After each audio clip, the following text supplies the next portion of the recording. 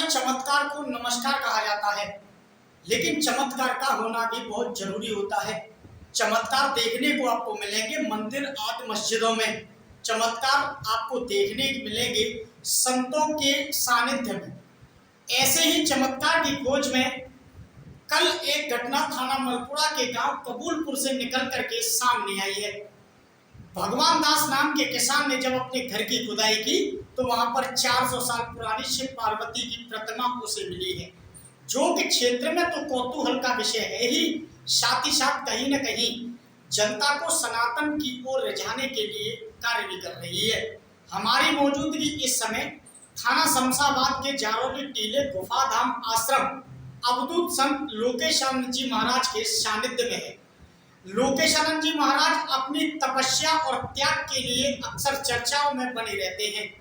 एक अच्छे भागवत प्रवक्ता होने के साथ साथ लोकेशानंद जी महाराज के द्वारा लगातार जनहित में कई अनेक कार्य भी किए जाते रहे हैं। गुरु पूर्णिमा का पावन अवसर नजदीक है और हाल ही में 26 मई से मलपुरा के गांव सलेमाबाद में 26 मई से अवधूत संत की कथा प्रसारित होने जा रही है। कथा को लेकर क्या तैयारियां हैं, अपने शिष्यों के लिए अवधूत संत का क्या आशीर्वाद रहेगा, कैसी तैयारियां गुरु पूर्णिमा की चल रही हैं, विस्तार से चर्चा करने के लिए अवधूत संत जी के पास चलेंगे और उनका आशीर्वचन प्राप्त करेंगे। गुरु जी, आपका चैनल पर स्वागत है।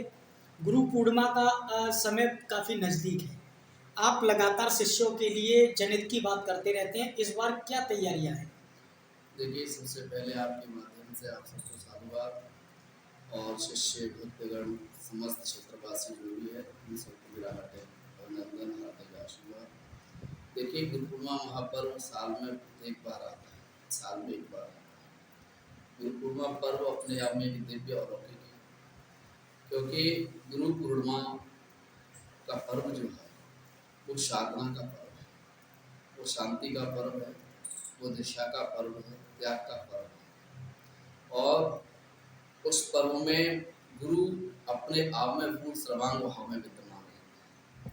गुरु शिष्य की परंपरा क्या है, गुरु शिष्य के नाते क्या है, गुरु शिष्य का सिद्धांत क्या है, इन सब विषयों को लेकर के हम गुरु पूर्णिमा पर्व में लोगों को चर्चा करते हैं और दिशा देते हैं कि गुरु शिष्य की परंपरा कैसे होनी चाहिए, किस तरह से होनी चाहिए। गुरु शिष्य के जीवन में परंपरा सिद्धांतित होती है और वो सिद्धांत का भाव ये है समर्पण।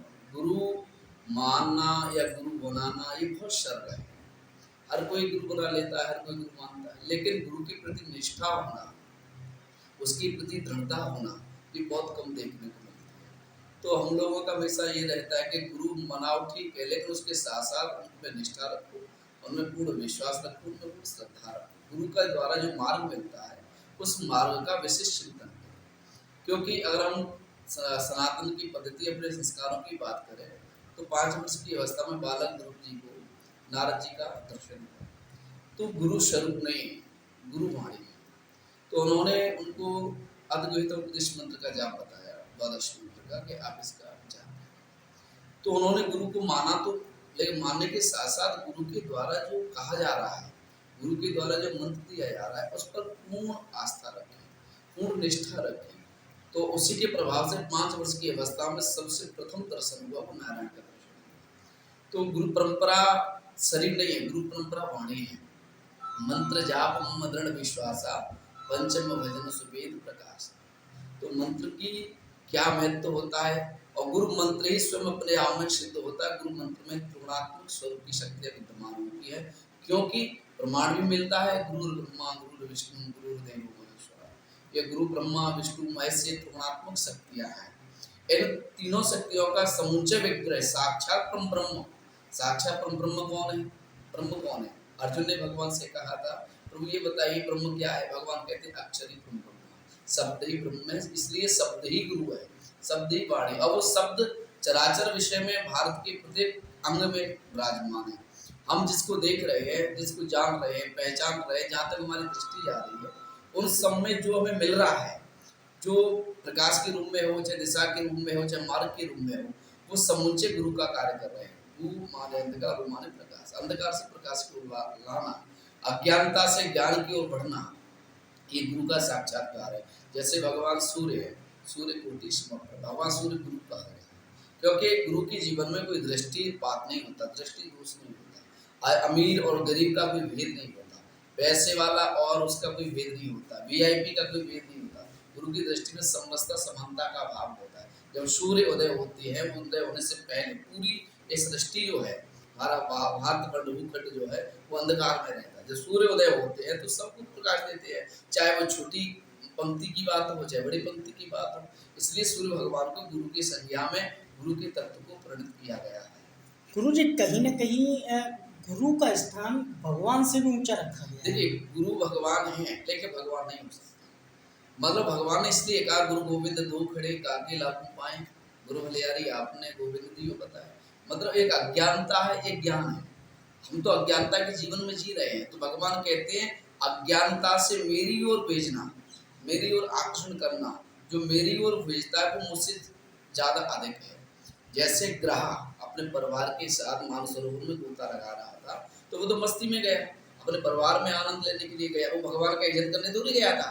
लेकिन वहां पैर ग्रह ने पकड़ा, जब ग्रह ने पकड़ा तो उसने पूरा बल लगाया, सब बल विफल हो गए, परिवार छोड़ गए, बच्चे भाग गए, सब हुआ। जब अंतिम समय में अकेला खड़ा रहा तब उसे चेत ईश्वर का आया। लेकिन भगवान ने कृपा क्या की, जब ग्रह ने गज ने बुलाया तो भगवान आए, तो उद्धार ग्रह का किया और मुक्ति गज की क्यों? ऐसा क्यों? वो इसलिए भगवान कह रहे हैं कि तू तो संसार में मस्त रह रहा था, तू मेरे लिए थोड़ी आ रहा था। अगर ग्रह पैर नहीं पकड़ता तो तू मेरा चिंतन नहीं कर पाता, मेरा स्मरण नहीं कर पाता। तो भगवान कहते हैं मैं उनको अपने से बड़ा मानता हूँ जो मेरी ओर भेजे, अन्यथा भगवान तो भगवान ही होंगे। हाँ, साधु गुरु भगवान स्वरूप है, लेकिन भगवान बनने की कोशिश नहीं करनी चाहिए। गुरु जी एक कहावत है, पानी पीजिए छान के, गुरु बनाइए जान के। कैसी कहावत, देखिए कैसे सिद्ध हो सकती ये है? कहावत बहुत सुंदर है। हम अपने गुरुदेव के पावन चरणों में बैठ करके सीखा करते थे, गुरु बना जान के पानी पियो छाने। इसका अर्थ क्या है? अर्थ में सोचना चाहिए। गुरु और शिष्य की परंपरा कोई ये परंपरा नहीं है कि आज की परंपरा हो, एक जन्म की परंपरा नहीं। जन्म जन्मांतर भवेत पुण्य, अन्य जन्मों का जब भाग्य उदय होता है तब गुरु शिष्य का संबंध बनता है, और उस गुरु शिष्य के संबंध में किसी भी प्रकार का आसक्ति नहीं होती, निष्काम भाव की आसक्ति होती है, राक्षित भाव का संबंध होता है। तो जैसे आपने देखा होगा लोहे चुंबक, लोहा चुंबक पास पास में है लेकिन थोड़ी सी संधि है उसमें, लेकिन हम सामने देखते देखते वो एक हो जाते हैं।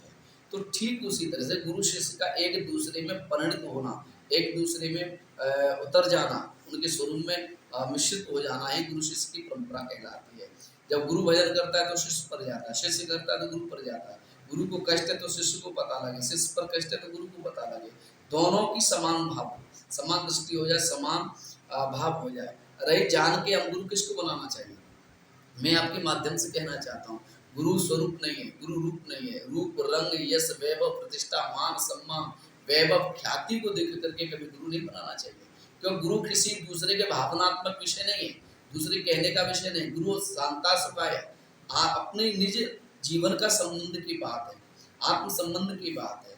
वैभव इत्यादि को देख करके गुरु लोग बना लेते हैं। गुरु वैभव नहीं है, गुरु साधना है।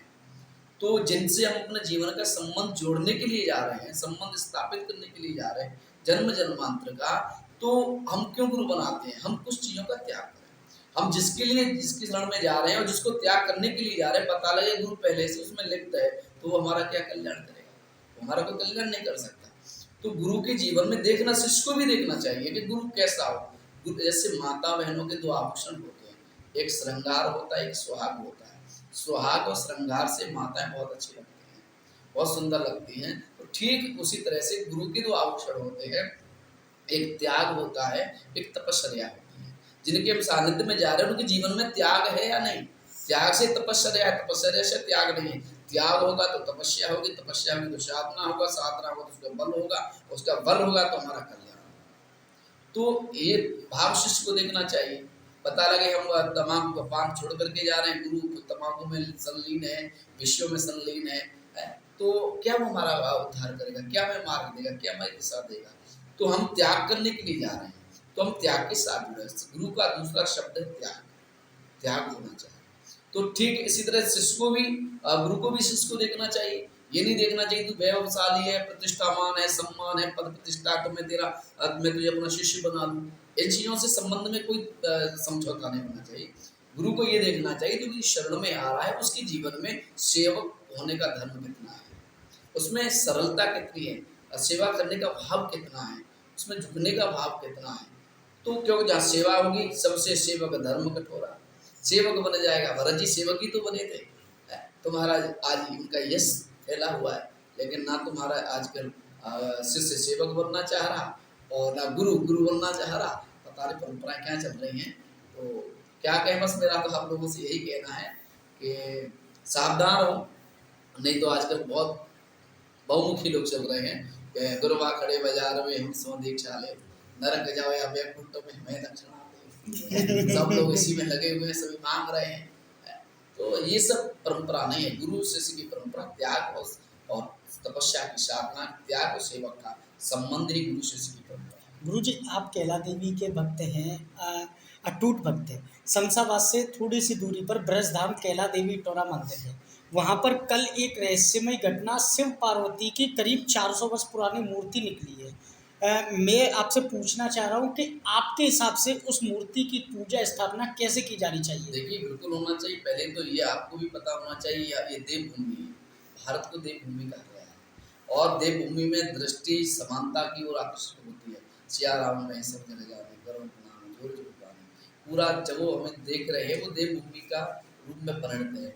तो ये तो देखो, इससे बड़ा चमत्कार क्या हो सकता है भाई? जहाँ पृथ्वी के किसी कण को उठाओ वो कण स्वयं देव बन जाए, इससे बड़ा भारत का चमत्कार क्या हो सकता है?